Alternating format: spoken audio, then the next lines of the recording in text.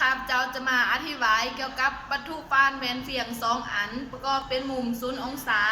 เราจะมานำใส่สูตร n เท่า360องศาส่วนอ่านฝ่าเท่ากับ-1แทนค่า n 360องศาเท่าส่วน0เท่ากับ-1ฉะนั้น n เท่ากับอสงไขยหูอิงตามกฎเกณฑ์สะท้อนแสงระย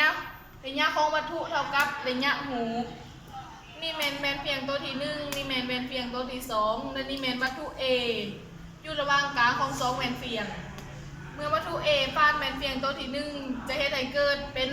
หูอยู่หลังแหวนตัวที่1ก็คือ A1 ซึ่งระยะวัตถุเท่ากับระยะหูและเมื่อ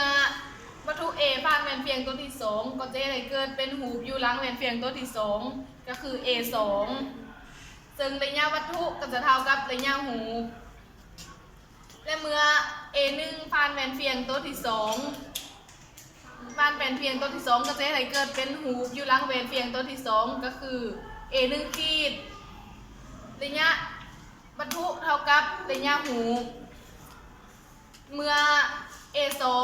ฟาดแมนเฟียงตัวที่1จะได้เกิดเป็นหูอยู่หลังแมนเฟียงตัวที่1ก็คือ A2 ขีดซึ่งระยะวัตถุเท่ากับระยะหูแล้วจะเป็นแบบนี้เรื่อยๆจนหด AN